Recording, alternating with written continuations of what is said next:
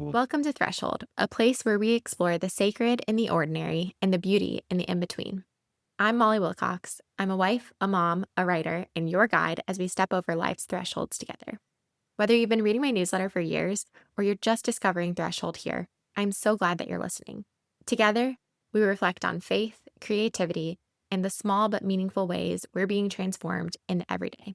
Let's dive into this week's reflection.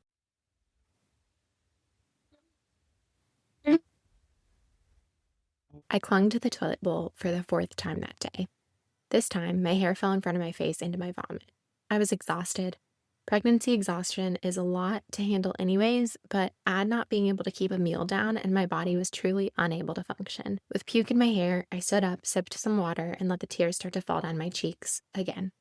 My spirit let out a faint whisper. Why, God? At that time, I had some theological ideas as to how to answer that question.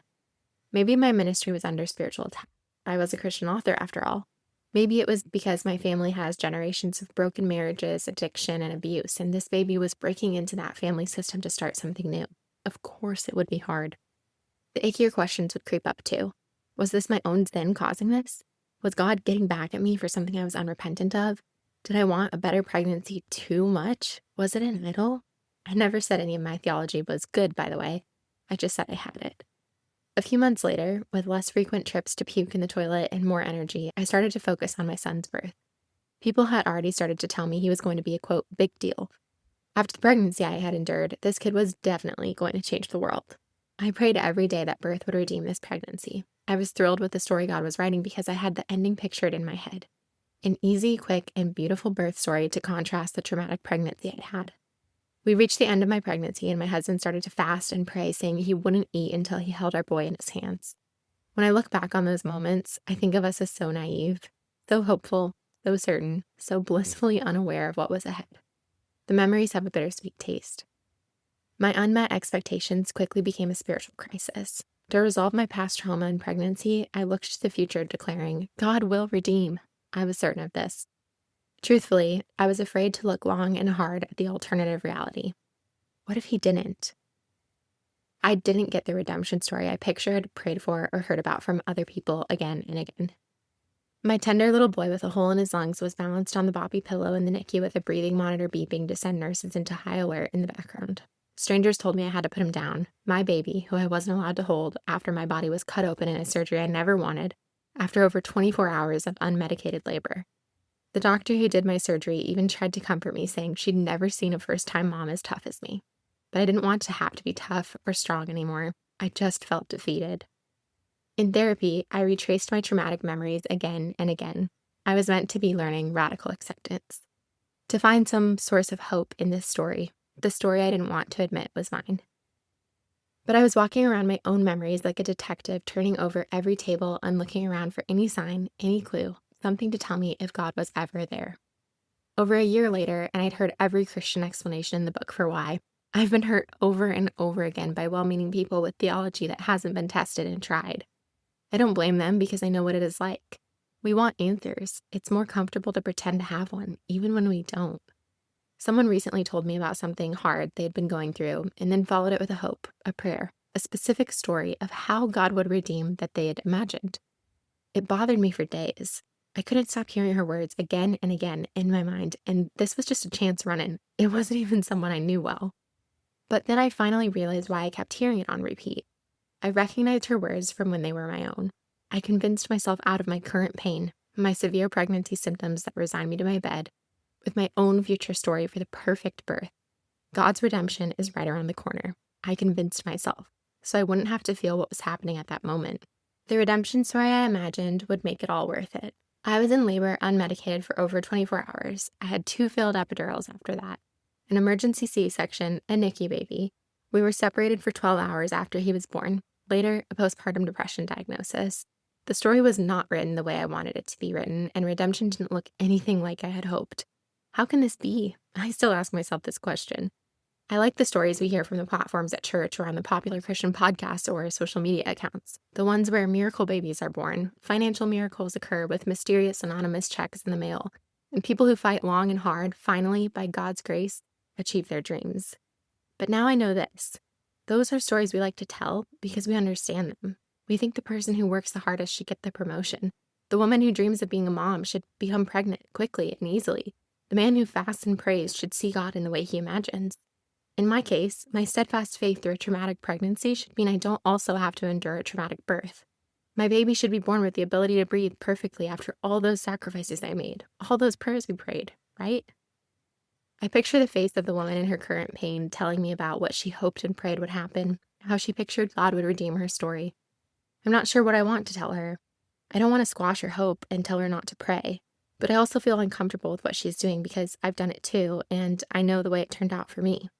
That part of me shouts from a deep place within me that this life is really scary, unexpected, hard. And those realities are not a sign that God is not there.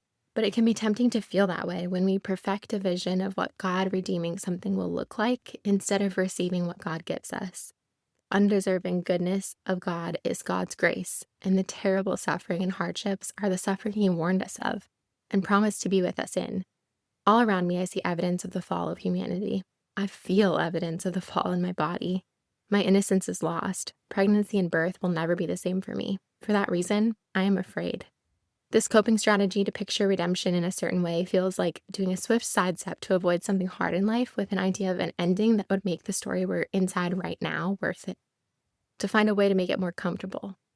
I know I wanted to convince myself that at the end it would all make sense. It still doesn't. Here's the bad news. We might not get the ending we want or the redemption we want.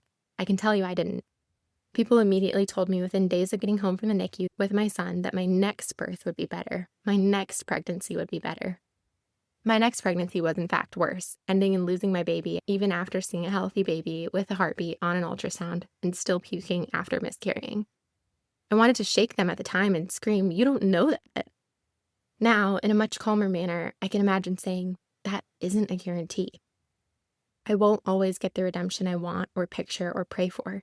It doesn't mean all hope is lost, and it doesn't mean our prayers don't matter. It just means that even wanting something good and beautiful that we picture as redemption might not be the redemption story we receive.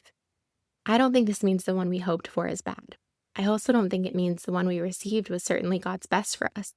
I firmly believe in a good God who would never design a story with so much pain just to prove he can heal us. There's a whole other topic there, but I'll leave it there for now. So I feel the fall all around me now. In my body, in my spirit. I can't ignore it. But I feel redemption too. It's hard to explain, this hope. It's distant. It's not something that I know I will receive in this life, but it's there, in tiny little glimmers. Some days I have to look for them, and other days they just pop up around me. The evidence of God's creation, God's best, God's perfect design, I feel that too. I just know I can't feel it fully, not yet. And I'm starting to get comfortable with this longing too. Maybe I would tell the woman daydreaming about redemption to keep hoping and praying, but to know that God's goodness doesn't hinge on that event or on what we view as a good ending to a story. He is good simply because he is good, and he will stay good even if the redemption story doesn't look good in our view. Someone told us they had a baby. They had a story like the one we had fasted and prayed for, and said, God is so good, as they told us about it. Later, in the kitchen, my husband held me as I cried again. I was jealous. I was angry. I was hurt. I was certain I prayed harder and wanted it more, so I cried again. Then I whispered into his shoulder, God is good anyway. And maybe the truth that we can't look for redemption in anything but God himself is something we can't just hear, but we have to live. This is the story I'm living right now.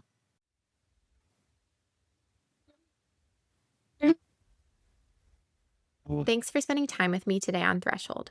If this episode resonated with you, I'd love for you to share it with a friend, subscribe, or leave a review. It all helps so much.